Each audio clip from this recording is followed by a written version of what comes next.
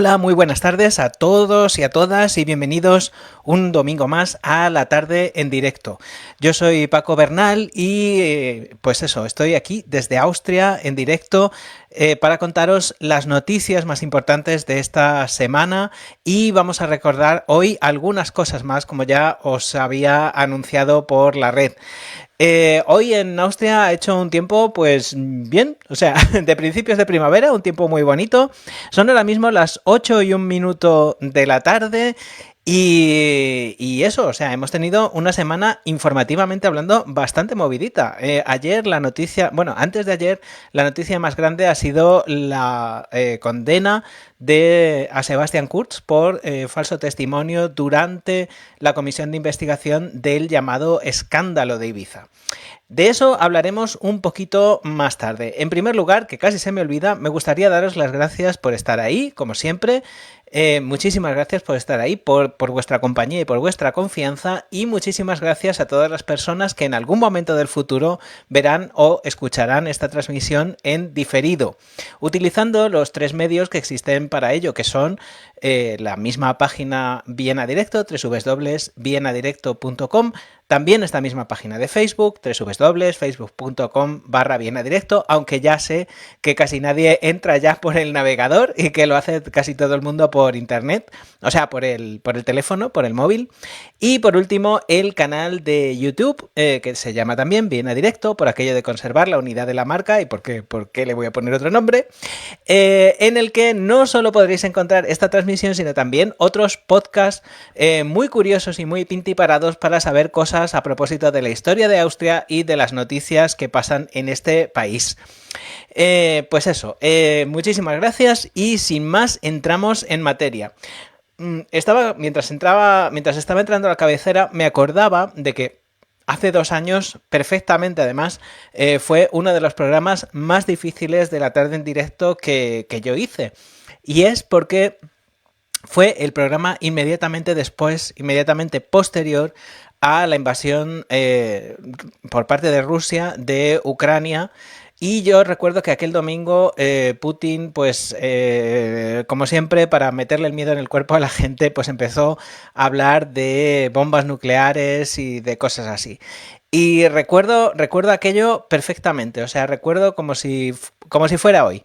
En fin, pues eso, ese día, el día 24 de febrero del año 2022, esto debió de ser pues como 3 días después o 4, el día 26 o el día 27, porque el día 24 de febrero de madrugada, el día 24 era jueves, el día 24 de febrero de 2022 los ejércitos de la Federación Rusa invadieron Ucrania desde el este, desde los territorios ocupados, desde el Donbass y desde el norte, en dirección a Kiev, porque lo que aspiraban era a tomar Ucrania, a deponer al gobierno ucraniano lo más rápido posible. En aquel momento estaba presidido, lo mismo que hoy, por Volodymyr Zelensky, que además había tenido, en aquel momento no pasaba por sus, antes de la guerra, inmediatamente antes de la guerra, no pasaba por su mejor momento de popularidad.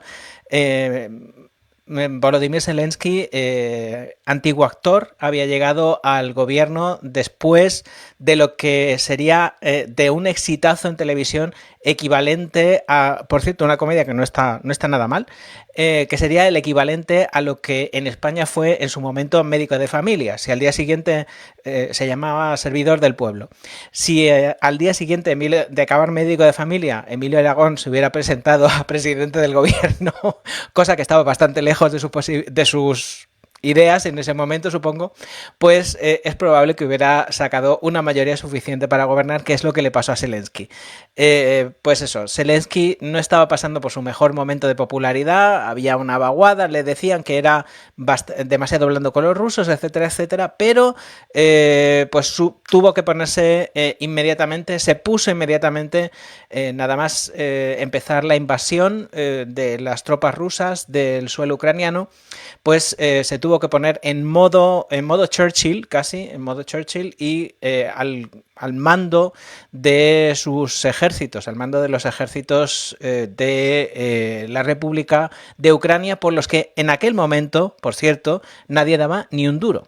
Sin embargo, una catarata de errores de los rusos, propiciada por la corrupción a gran escala que reina en Rusia, naturalmente, y también por ciertos errores estratégicos, pues llevó a que los ucranianos pudieran parar esta primera ofensiva y ganaron esta primera ofensiva que los rusos llamaban ayer como hoy operación militar especial, porque el término guerra está prohibido en Rusia.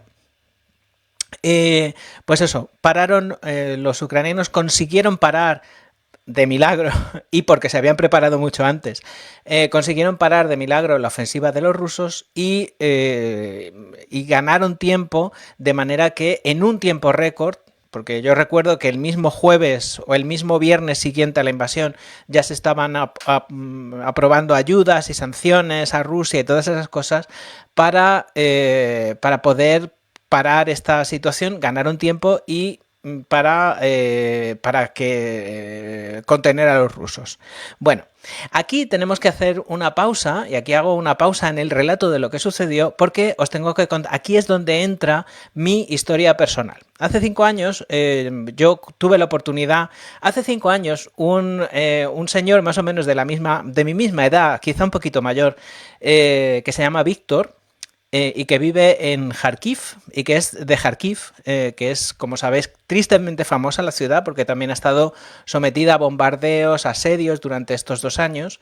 Kharkiv es un nodo industrial del este de Ucrania.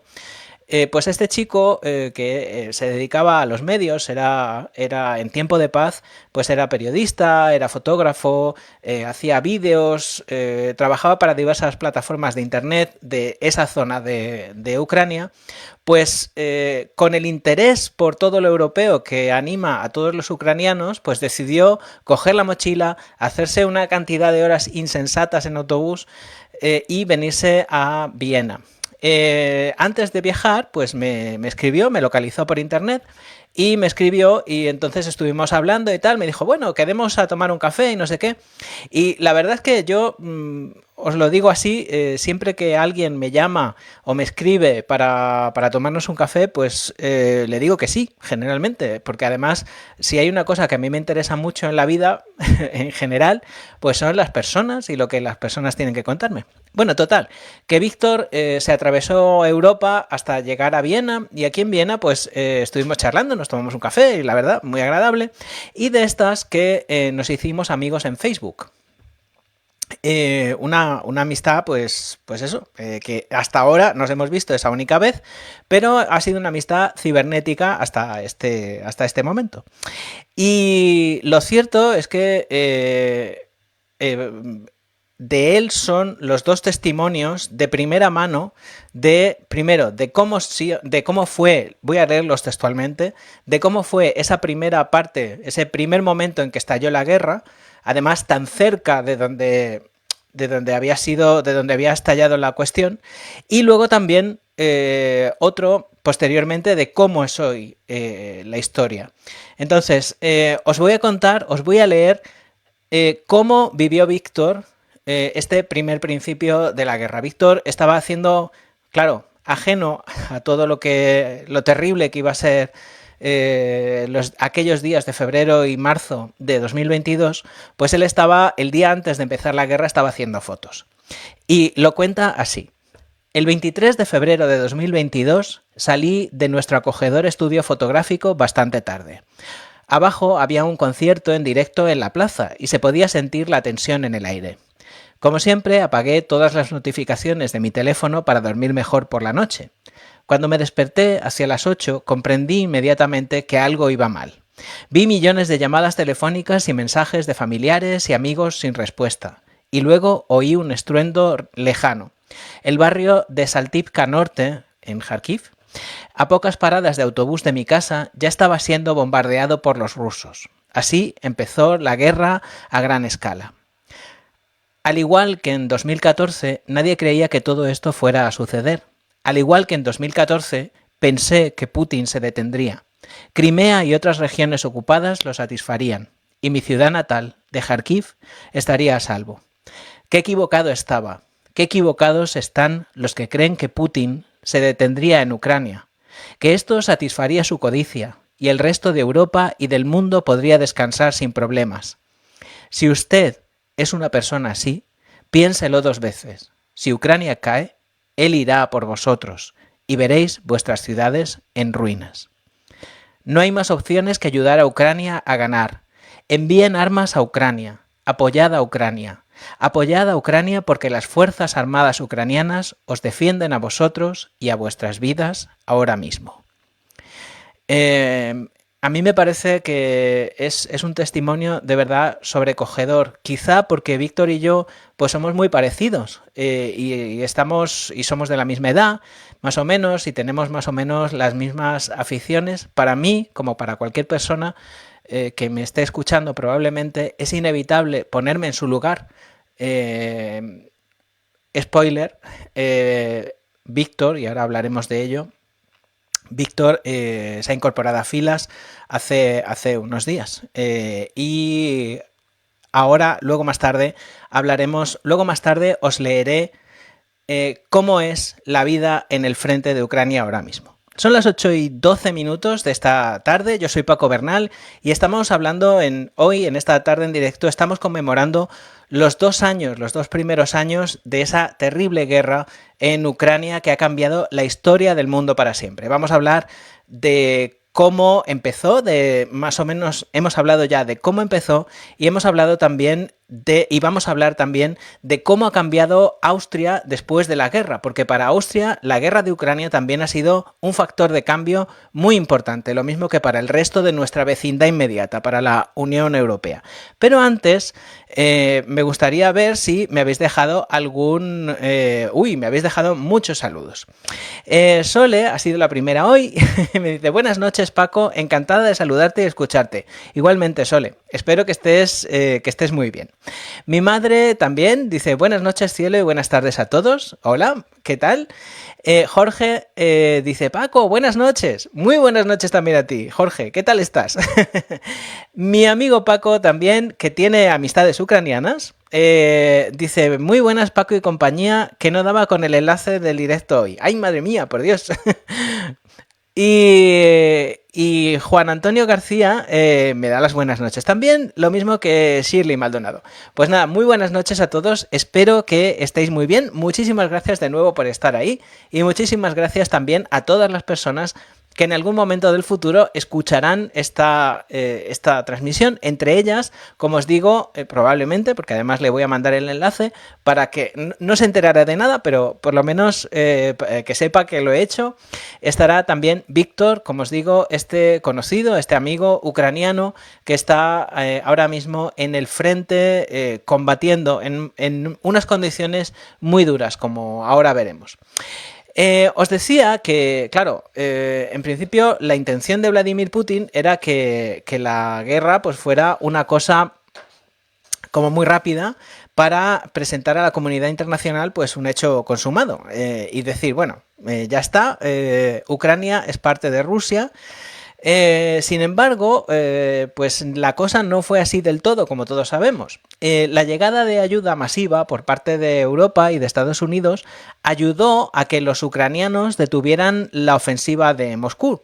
En cualquier caso, Moscú continuó, pues eso, con su guerra propagandística diciendo la tontada esta de que poco menos que la Unión Europea, la OTAN, había provocado la guerra porque él no había tenido más remedio, vamos.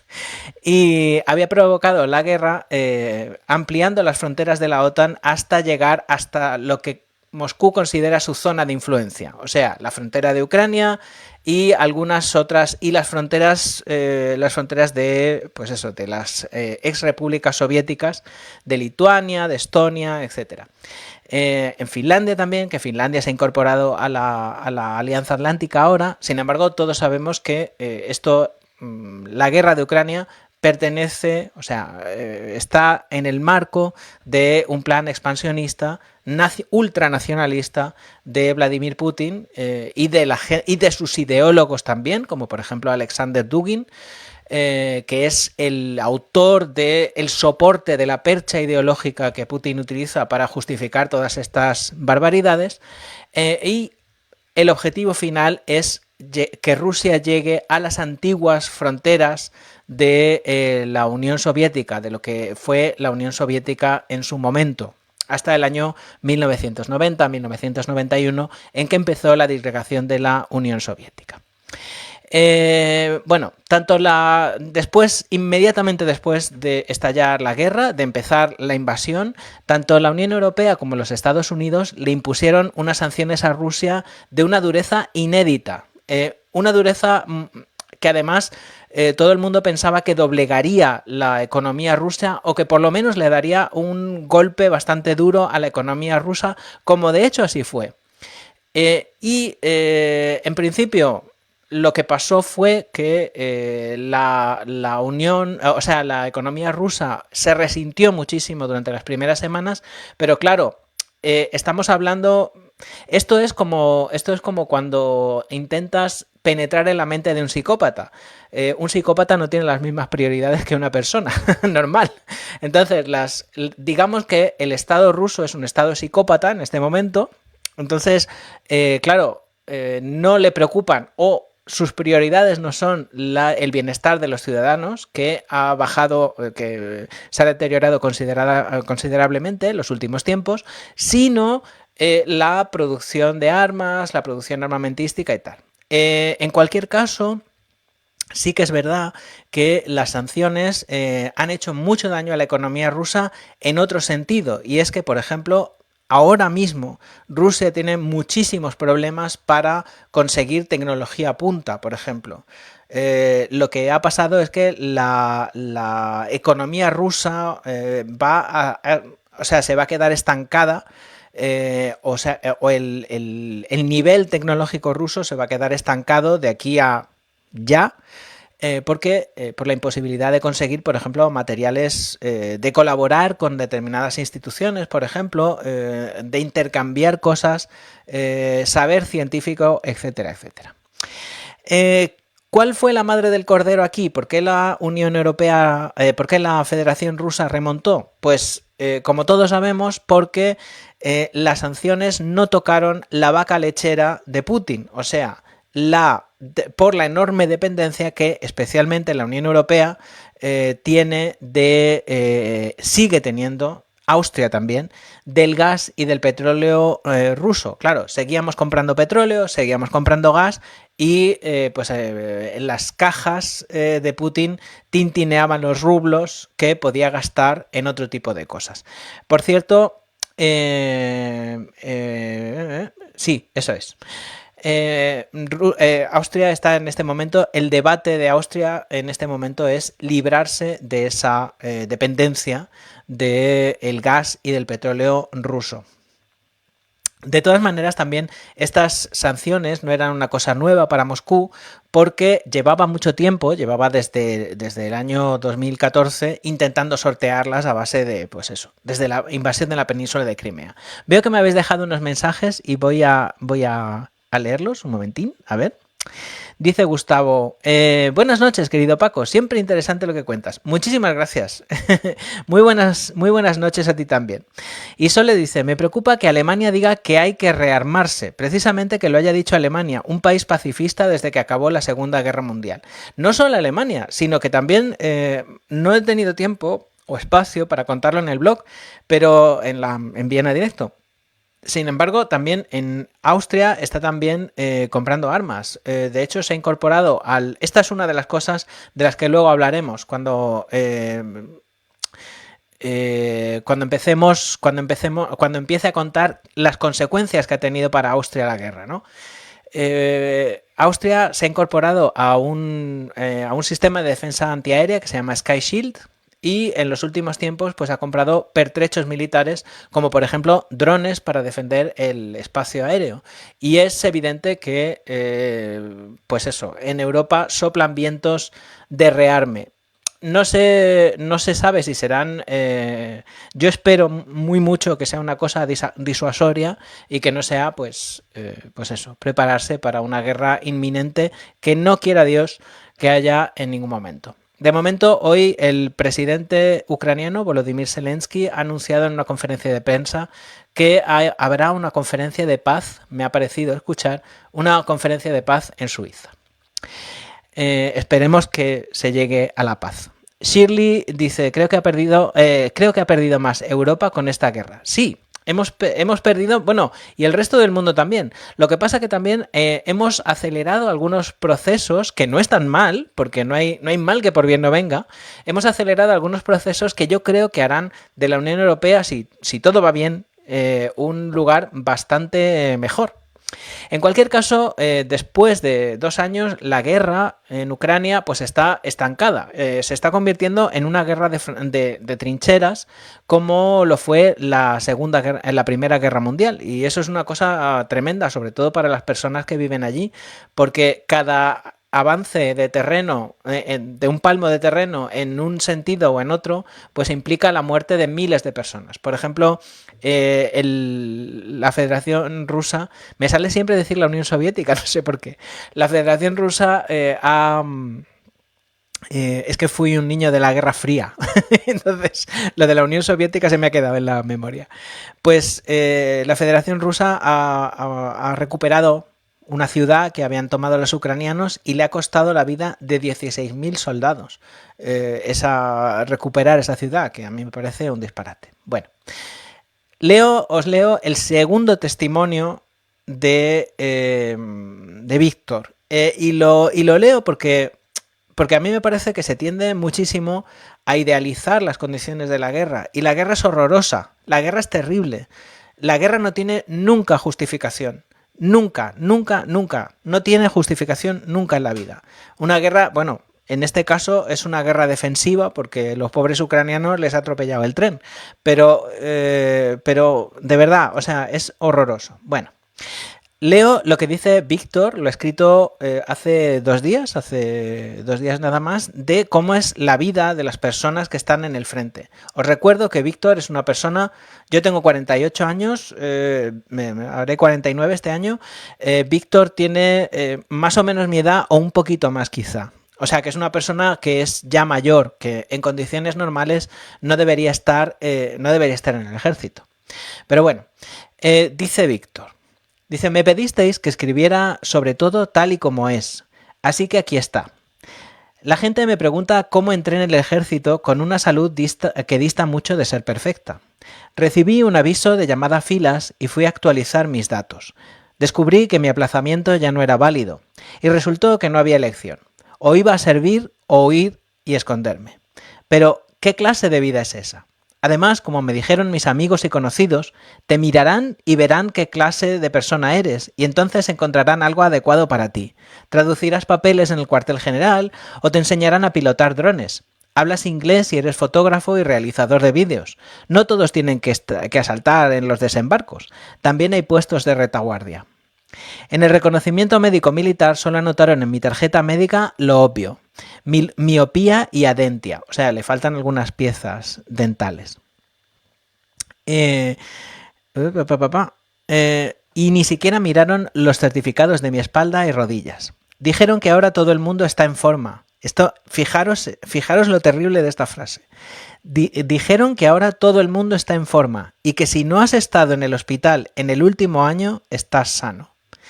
O sea, que no están para muchas melindres en el ejército ucraniano. Tuve casi un mes para tratarme los dientes, las rodillas y la espalda, y para salir de la ansiedad y la depresión. Salí, me recompuse y me motivé gracias al apoyo de mi familia y mis amigos. Cuando recibí la recomendación de seguir un régimen ortopédico y no levantar más de 5 kilos, tuve que irme. Acabé formándome para obtener el VOS 100, una especialidad de contabilidad militar. Es decir, la formación militar básica, que es esencial para cualquiera, ya seas bailarín marcial, cantante, soldado de asalto o cocinero. Al principio todo era bueno, insólito, interesante, patriótico. Tenías que aceptar de antemano que ya no te pertenecías a ti mismo y que tenías que seguir las órdenes de tus superiores. No había problemas con eso ni con la comunicación con mis camaradas. Lo coges y lo haces. O ayudas cuando hace falta o lo haces todo junto. Formación, uniforme, medicina táctica, torniquetes, a Tamed, que debe ser un compañero suyo, le enseñaron cosas muy interesantes y para las tareas prácticas le preguntaron si tenía algún problema en la espalda. Si es así, aquí está una versión ligera. Y después chaleco antibalas, mochila, fusil y cavar una zanja tumbado con una pala de zapador. Mientras cavaba todo iba bien, pero cuando me levanté me di cuenta de que el viejo problema de las rodillas y la espalda había vuelto. Cojeaba y me apoyaba en una pierna. Se lo dije al instructor y me llevaron del entrenamiento al campamento en un minibús. Luego llegué a la enfermería, donde me escucharon, se compadecieron de mí, me pusieron una inyección de diclofenac, me aconsejaron que consultara a un traumatólogo, pero aún así no te dejan entrar porque hay muchos pacientes. La inyección me hizo sentir mejor, pero no por mucho tiempo. Tomé ibuprofeno y compré pomada Dolorén en la farmacia. Al principio solo me dolía al andar o al estar de pie. No me dolía cuando estaba tumbado. Ahora me duele todo el tiempo y siento como si estuvieran introduciendo un destornillador y girándolo en la rodilla. También puedo moverme. Cojeo, no voy al comedor. Apenas puedo moverme, perdón. Cojeo, no voy al comedor. Gracias a los chicos, me traen comida, me compadecen y me ayudan. Me eximieron de ir a clase durante 3 días y de llevar una armadura durante 10 días. Un chaleco de estos negros, ¿no? Y también escribieron en mi historial médico la necesidad de consultar a un traumatólogo y a un neurólogo. Ahora estoy esperando a que llegue el lunes para que me lleven al hospital. El lunes es mañana. Espero que no se olviden de mí porque hay muchos pacientes y en la enfermería no hay literalmente nada, salvo ibuprofeno. Tampoco tuve tiempo de tratarme los dientes. Los traté, pero uno de ellos se rompió y se me cayeron 2 dientes postizos que me habían servido durante 20 años, aunque la garantía no era superior a 10 años. De nuevo me da vergüenza sonreír ampliamente, pobrecico. Y toda la unidad se emborracha como un solo hombre, tanto los tíos cincuentones, que somos la mayoría, como un par de jóvenes. A pesar de todo, creo que todo saldrá bien. Aguanto y soy optimista de cara al futuro. Ganaremos. No hay otro camino. La foto me muestra en la enfermería después de una inyección de diclofenac. Casi feliz. Por cierto, que se me ha olvidado poner una foto para que veáis cómo es él, cómo es Víctor. Este que tengo a mi espalda es Víctor. En el momento en el que yo le conocí, más o menos. Es su foto de perfil de Facebook. Y como os digo, pues eso. No cuesta nada o no me cuesta nada ponerme en su lugar porque más o menos somos personas que tenemos pues la misma edad, los mismos intereses y jolín, que nos hemos tomado un café de vez en cuando, nos hemos tomado un café juntos y hemos estado charlando de la vida en tiempos de paz. Esto es una cosa tremenda decirlo así, en tiempos de paz, es terrible, ¿no? Pues él es Víctor, de él son los 2 testimonios que hemos tenido hoy. El principio de la guerra y ahora cómo es la vida en el frente. Son ahora mismo las 8:28. Yo soy Paco Bernal. Muchísimas gracias por estar ahí escuchando esta transmisión y muchísimas gracias también a todas las personas que en algún momento del futuro la escucharán utilizando los 3 medios que existen para ello, que son esta misma página de Facebook. Vamos a cambiar un poco el orden. Esta misma página de Facebook, www.vienadirecto.com y el canal de YouTube de Viena Directo. No me canso de decirlo porque aparte de esta transmisión también hay muchos podcasts muy interesantes con los que podréis saber muchísimas cosas a propósito de la historia de Austria, noticias, etcétera, etcétera. Por cierto, esta semana pasada hemos publicado una serie que se terminará pasado mañana, por cierto, conmemorando los 90 años de la Guerra Civil Austriaca. Son unos podcasts que no es porque los haya hecho yo, pero han quedado fenomenal y además que es un tema que a mí me parece súper interesante. Como sabéis, en Austria hubo una pequeña guerra civil, una corta guerra civil, que fue la muerte de la primera imperfectísima democracia austriaca, de la Primera República, y el principio del llamado austrofascismo, que culminó con la anexión de Austria por parte de la Alemania nazi en el año 1938. Pues eso, de esos hechos, de esa corta guerra civil que fue tan intensa y que significó la caída de la democracia y el principio de una espiral de violencia y de una dictadura en Austria, pues hemos estado hoy. He estado hablando esta semana en estos podcasts. Es una serie de 4 podcasts. El cuarto se publicará esta semana. Y he pensado también publicar la integral. O sea, juntarlos todos en un solo vídeo, en un solo podcast. En fin, son ahora mismo las 8:30 y pues eso, nos queda rememorar de estos 2 años de la guerra de Ucrania, nos queda rememorar cómo ha cambiado Austria en este momento, en estos 2 años. Cómo ha cambiado Austria arrastrada por estos acontecimientos que han deshecho el mundo, el orden mundial tal y como lo conocíamos, han terminado de resquebrajar el orden mundial tal y como lo conocíamos desde el final de la Segunda Guerra Mundial. Parece que nos acercamos a un mundo multipolar y a un mundo muchísimo más inestable que el que estábamos acostumbrados y el que habíamos conocido. En fin, ¿cómo ha cambiado Austria? ¿Cuáles han sido las consecuencias para Austria? Las consecuencias para Austria han sido, en primer lugar,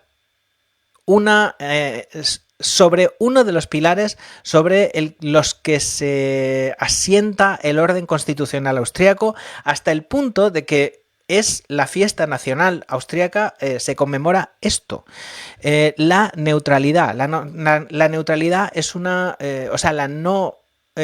el no alineamiento de la República de Austria en aquel momento en ninguno de los dos bloques, ni el bloque capitalista ni el bloque comunista en aquel momento, es una de las cosas que trajo la posguerra mundial a Austria y que le ha permitido pues acceder a una gran prosperidad. La neutralidad es básica y en octubre la fiesta nacional es la conmemoración de la aprobación de esa ley, de la ley que consagra la neutralidad austriaca. En este momento, bueno, más al principio de la guerra que ahora, el gobierno austriaco está haciendo, o las altas instancias austriacas están haciendo contorsiones para ver cómo encajan esa noción de la neutralidad con la decencia. Llamemos a las cosas por su nombre. Con la decencia de ayudar a Ucrania en este brete, en esta situación tan apurada en la que está. Por un lado, pues siendo Austria un país neutral, pues solo puede ofrecerle a Austria, no puede ofrecerle pertrechos militares. Entonces, en principio, lo que se habló fue de ofrecerle por ejemplo, pues ayuda para desminar campos de minas. Como sabéis, las minas antipersonas son una cosa horrible que pasa después de las guerras. Las guerras se acaban, pero las minas están ahí décadas y siguen matando gente. Esto lo sabemos por las zonas de conflicto, donde ha habido guerras y ha habido minas y la gente pues sigue muriendo debido a esto, ¿no? Y luego también incluso ha habido algunas personas que han defendido que Austria debería integrarse en un hipotético y futuro, o cada vez menos hipotético y cada vez más futuro, ejército europeo común. No se habla de la OTAN, porque eso sería ya pues terminar con la neutralidad totalmente, pero sí que Austria se integrase en una estructura defensiva, pues como un ejército europeo que mucha gente ha defendido que se cree. Los únicos que han defendido que esto pues no sería viable, pues adivinanza quién son la extrema derecha del FPÖ, tradicionalmente financiados, o sea, servidores de de los intereses de Putin. Hay quien dice incluso que a través de fundaciones financiados por el Kremlin. En cualquier caso, pues se sabe de reuniones de, por ejemplo, Alexander Dugin, al que yo hablaba antes, con los líderes de la extrema derecha, no solo austríaca, sino europea. Hubo una muy famosa, siendo aún Strache el presidente o el jefe del partido, en el Palais Liechtenstein, aquí en Viena, en 2014, en donde se habló pues de cosas del futuro.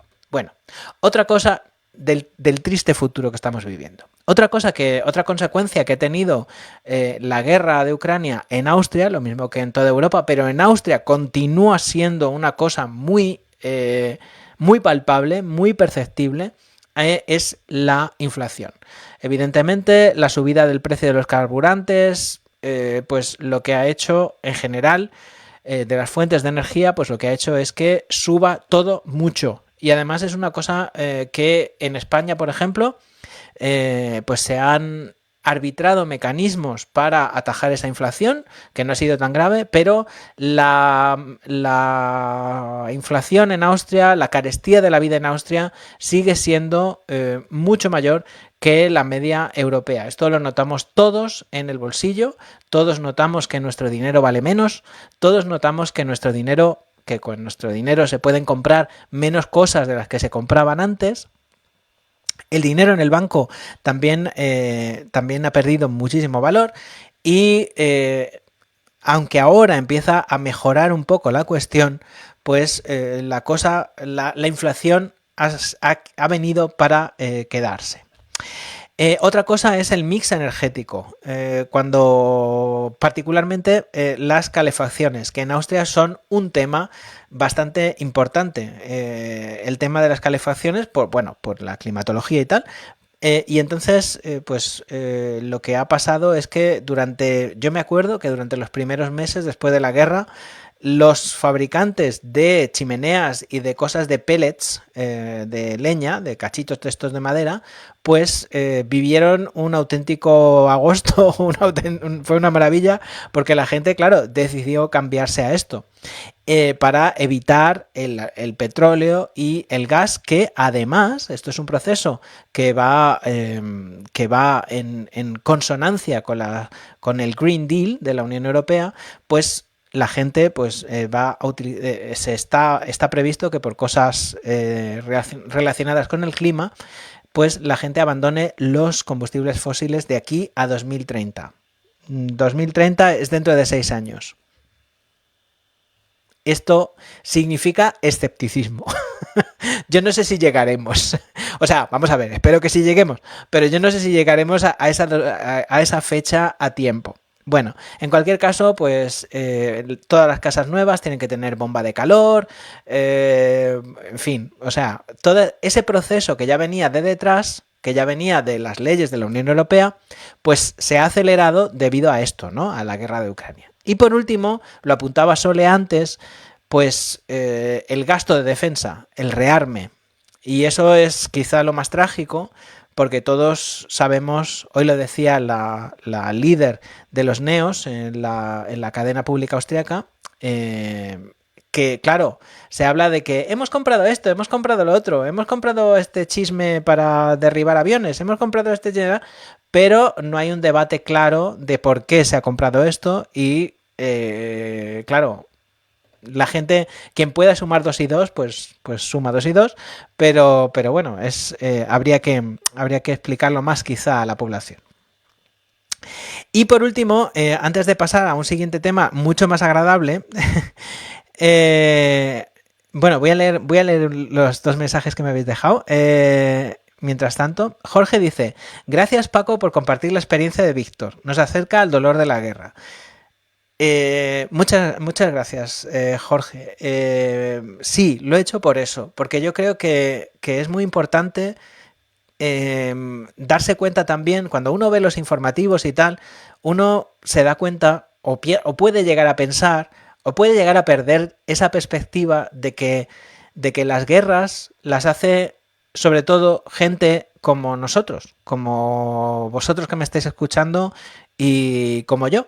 Y quién sabe si mañana pasa alguna cosa, que Dios no quiera que pase, pero quién sabe que si mañana pasa alguna cosa y nos vemos obligados a hacer esa cesura que yo hacía antes. En tiempo de paz yo era esto y ahora pues bien, pues soy soldado y tal. Y eso yo creo que es muy importante darse cuenta, ¿no? Shirley dice, dicen que Suiza es costoso, pero vi los precios de allí y de aquí y estamos casi igual. Aquí la compra está carísima y los sueldos aquí más bajos. A ver, Suiza, lo de Suiza es una cosa, claro, Suiza con los sueldos suizos, pues sí que es cierto que es costoso, es que es verdad, porque los suizos no ganan tanto dinero como suben los precios. Y yo he estado en Suiza y la verdad es que, en fin. En fin, bueno, por último me gustaría dar una pincelada para terminar con este tema y es que dependerá la suerte del mundo y creo que no es exagerado decirlo, dependerá del resultado de las elecciones de los Estados Unidos en otoño. Si gana Donald Trump, pues será una catástrofe y porque bueno, además hay un serio peligro de que Estados Unidos se convierta en un país mucho más autoritario de lo que es ahora. En fin, esperemos, conservemos el optimismo y, como dice Víctor, venceremos. Por cierto, hablando de optimismo, me gustaría deciros una cosa. Naturalmente, yo no sé ucraniano, sé inglés. El primer mensaje original de Víctor estaba en inglés, pero el segundo estaba en ucraniano. Y me parece absolutamente alucinante y absolutamente genial. Lo ha traducido una inteligencia artificial. Y la traducción es perfecta. O sea, yo lo único que he tenido que hacer ha sido corregir 2 tonterías. Pero es una cosa que me parece alucinante, que la inteligencia artificial nos esté ayudando tanto y nos acerque también. Lo mismo que también tiene cosas malas, ¿no? Pero que la inteligencia artificial nos acerca a las personas porque nos permite casi escucharlas en su propio idioma. Y esto me parece fantástico. En fin, son las 8:41. Me tengo que dar un poco de prisa porque hoy voy un poquito apuradín. Y vamos a hablar, naturalmente, de otra de las noticias fantásticas que hemos tenido esta semana. Pero muy, muy, muy fantástica.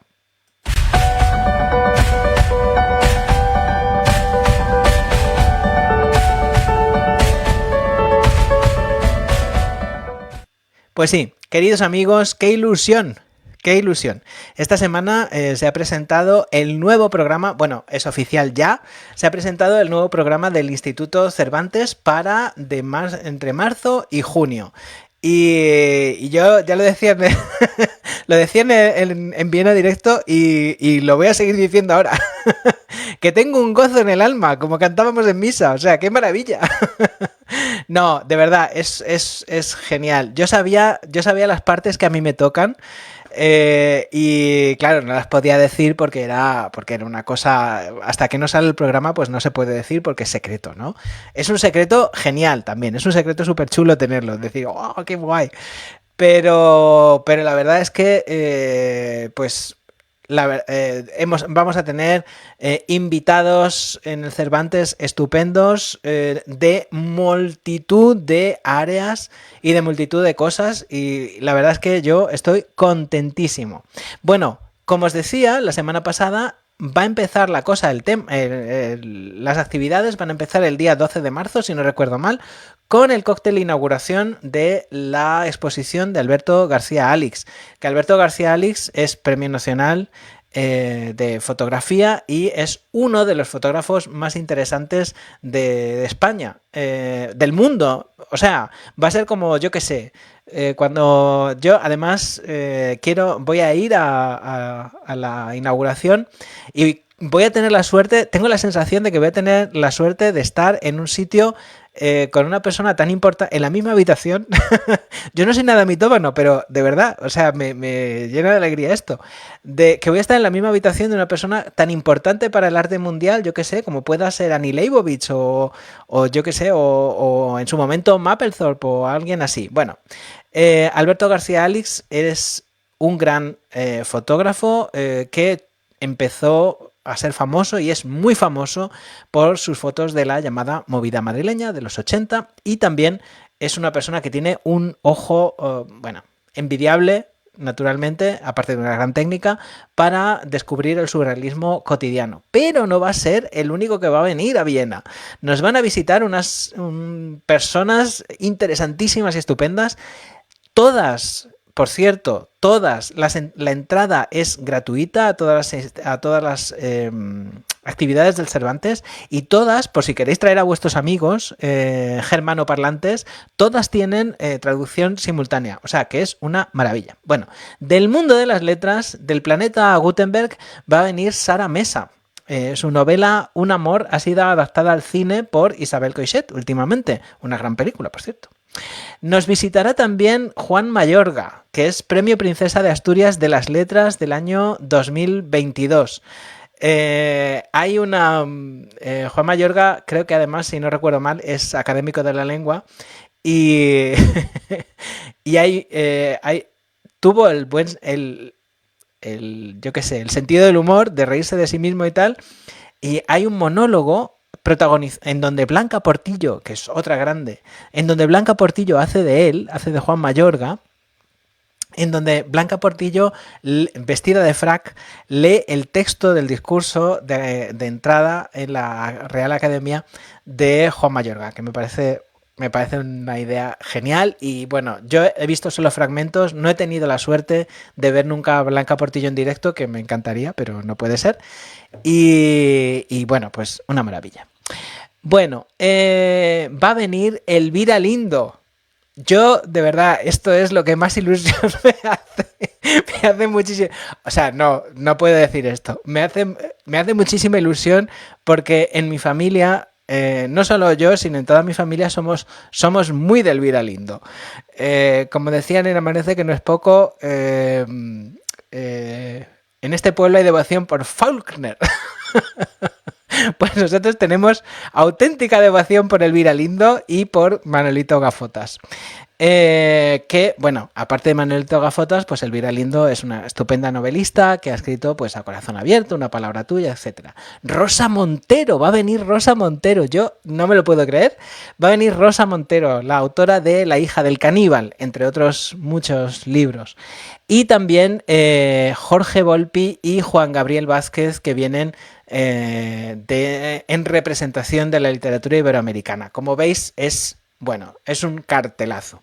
Pero, por si tanta felicidad fuera poca, en esta temporada pues vamos a tener también científicos de talla mundial. Y esto, de verdad, lo de los científicos me va a tocar todo a mí, con lo cual me hace muchísima ilusión. O sea, va a venir, vamos a hablar de física, vamos a hablar de 3 cosas que van a cambiar el mundo en los próximos años, que son la física cuántica, la inteligencia artificial y la fusión nuclear. Y de estos 3 asuntos tan apasionantes y tan interesantes, vamos a tener a personas muy peritas en ellos, científicos no solo de talla europea, sino que yo me atrevería a decir de talla mundial. Por ejemplo, hay una persona a la que vosotros, los oyentes de La Tarde en Directo, conocéis, que es el profesor Miguel Navascués, que trabaja aquí en Viena y que es que dirige un laboratorio de física cuántica. Pero también va a estar Elena González Blanco, que acaba de ser nombrada jefa de inteligencia artificial de Microsoft. Y para la fusión nuclear nos visitará la profesora Elena Visser, se llama, que es Premio Princesa de Girona. O sea, que es una maravilla. También vamos a hablar, van a sentarse en el Cervantes 2 grandes del panorama museístico europeo, como son la directora del recientemente inaugurado Museo de las Colecciones Reales, que es la doctora Leticia Ruiz Gómez, y por parte del Kunsthistorisches Museum, la doctora Sabine Hack, que es una de las... el Kunsthistorisches es uno de los museos más importantes del mundo, no solo de Europa, sino del mundo, que es también el residuo de las colecciones reales de los Habsburgo que se quedaron aquí en Austria. Y también, por supuesto, pues van a estar nuestros amigos los Soles del Sur, que se encargarán del apartado de microteatro, que también, pues es, naturalmente, ellos son un grupo de teatro en español con una calidad estupenda y, en fin, pues eso, qué genial. Bueno, pues esto que acabo de decir, lo guay es que es solo una parte de todas las muchas cosas que va a haber, porque también va a haber degustaciones gastronómicas, también va a haber, bueno, en fin, de todo.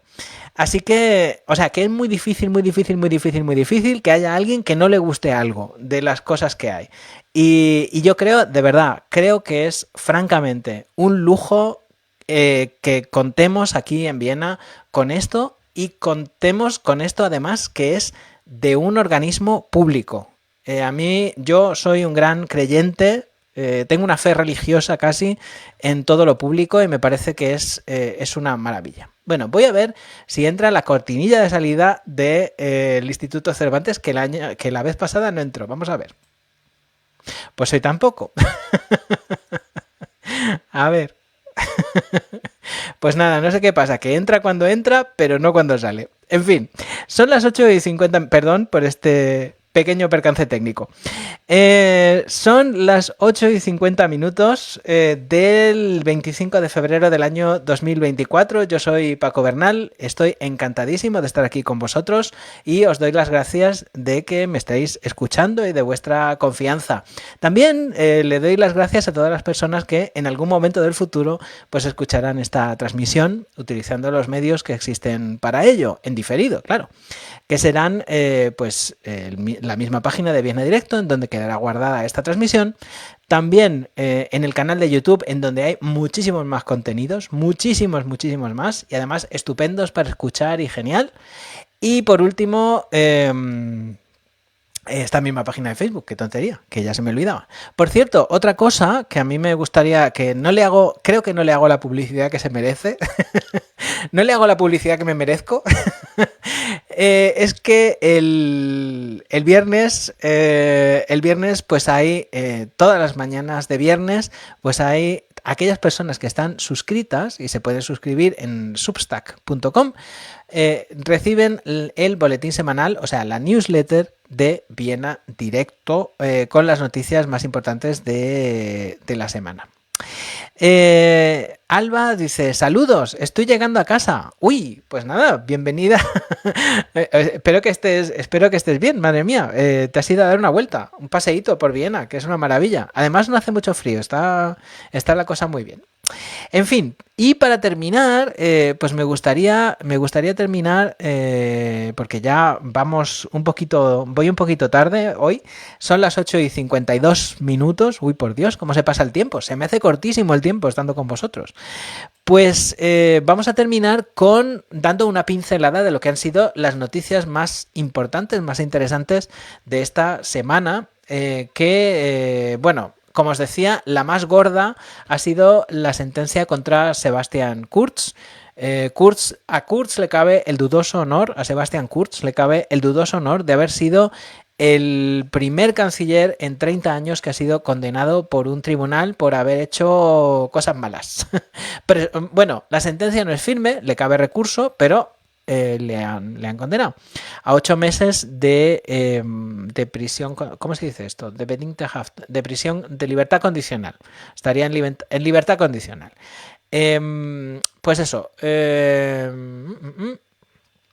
ha sido por falso testimonio en la llamada comisión por el escándalo de Ibiza, como sabéis.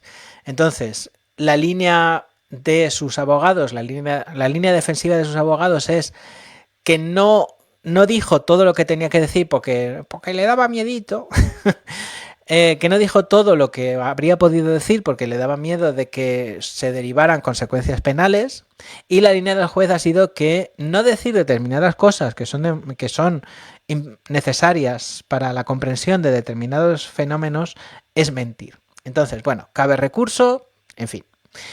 También, por cierto, en relación a esta cosa de Sebastian Kurz, ayer publiqué un podcast muy completito con todas las derivadas de la cuestión. O sea, con los porqués, con los qué va a pasar ahora, con la argumentación que el juez ha tenido, etcétera, etcétera. Otra noticia de la que hemos hablado esta semana ha sido la poca credibilidad que los austriacos le dan a los medios. Un 49% de los austriacos piensa que los medios que hablan de política, de la política que hay en Austria, pues mienten. y entonces, en fin, pues esto ha sido... pues ha sido una de las noticias que a mí me ha parecido más interesante. Creo que también que más allá de quedarnos en esto, habría que ver las causas. Siempre sucede en momentos de inestabilidad, como los que estamos viviendo ahora, en este momento. Y bueno, pues en fin. La cosa interesante de esto es que hay un sesgo muy claro y que hay los votantes y los electores de extrema derecha son los que menos creen en los medios, digamos, tradicionales, en los medios que hasta ahora, en las grandes cabeceras, son los llamados Selbstdenker, los que piensan por sí mismos. Eso dicen ellos de ellos mismos. Pero bueno, en fin. Luego hemos hablado también, hemos dado unos apuntes de demografía en Austria, en la página, hablando de que en Austria cada vez nacen menos niños, que no se consigue la demografía austriaca, o sea, la población austriaca, el número de nacimientos anteriores a la pandemia.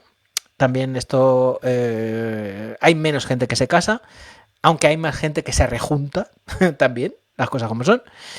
Y bueno, que el crecimiento vegetativo, que es la diferencia entre nacimientos y muertes, pues es negativo. O sea, que nace menos gente en la mayoría de Austria, menos en Viena, por ejemplo, menos en Viena no es así. Nace menos gente de la que va camino del Central Friedhof, del cementerio central, de la que se muda al Central Friedhof. Pero bueno, en fin. Y también hemos hablado, y con esto termino, de la famosa quisicosa de Eva Dihand, que es la mujer del editor del Kronenzeitung, con Die Tagespresse, que es un periódico satírico equivalente al Mundo Today. A mí, la verdad, me hizo mucha gracia la cuestión y la conté en un artículo. Y esto ha sido más o menos todo. Sí, esto ha sido más o menos todo durante esta semana que, como os digo, pues ha sido pues bastante movidita. Como habréis podido notar, a mí lo que más ilusión me ha hecho contar ha sido lo del Cervantes. Porque, chico, hablar de guerras y tal, pero lo del Cervantes es que es una maravilla. Y además es un proyecto en el que confío y creo mucho y me parece... Y además soy consciente por parte de las personas que trabajan en el Cervantes, que tienen un equipo estupendo, de todo el trabajo que hay detrás para que todo salga bien, y no solo del trabajo, sino del mimo con que se hace todo para que todo salga bien, para crear un público. Y yo creo que eso, para tratar al público para tratar al público de una manera inteligente, o sea, como a seres inteligentes. En fin. Bueno, me gustaría también hablar también de otra cosa terrible que ha pasado esta semana y que también ha llegado a los medios austriacos, que ha sido el terrible incendio de Valencia. Y desde aquí, pues bueno, yo tengo muchos amigos y conocidos en Valencia y la verdad es que bueno, ha sido terrible y espantoso. Esperemos que las personas los supervivientes de esta terrible catástrofe pues recuperen pronto. No se recupera nunca del todo, pero recuperen pronto pues una vida más o menos normal. En fin. Son las 8:58 de este 25 de febrero y con esto pues me voy a ir despidiendo. Antes voy a leer las cosas que me habéis dejado.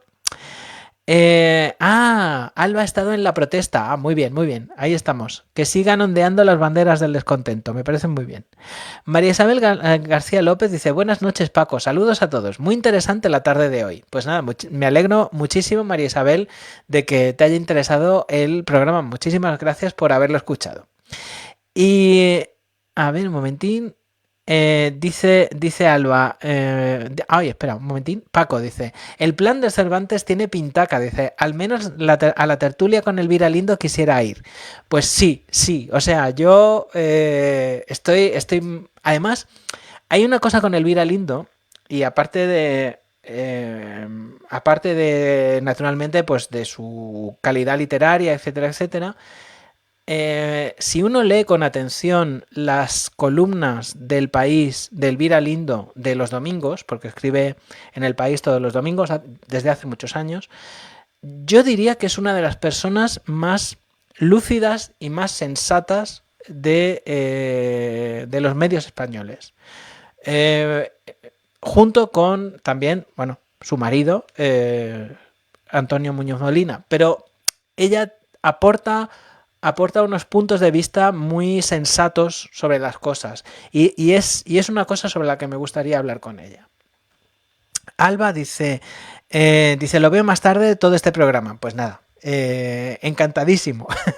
Muchísimas gracias, Alba. Y dice Shirley, terrible ese incendio, las llamas eran impresionantes, espeluznantes, terrible. En fin. Y Jorge dice, gracias Paco por tu programa y feliz semana. Pues muchísimas gracias a vosotros también, a ti también Jorge, naturalmente. Y muchísimas gracias a todos por haber estado ahí. Felicísima semana. Espero que tengáis una semana estupenda, maravillosa. Uy, perdón. Una semana estupenda, maravillosa. Que la vida os sonría y que no haga mucho frío. Que ya el frío, que ya no vuelva. O bueno, que vuelva poquito. No, en serio, que os vaya la vida muy bien. Ha sido un placer estar aquí un domingo más. Nos veremos ya el domingo que viene, si Dios quiere, que será en marzo. Vamos a vernos en marzo con nuevos contenidos. Recordad que podéis seguir informados me encanta decir esto. Recordad que podéis seguir informados en Viena Directo, www.vienadirecto.com. En fin, muchísimas gracias a todos y hasta la semana que viene. Cuidaros mucho. Chao, chao.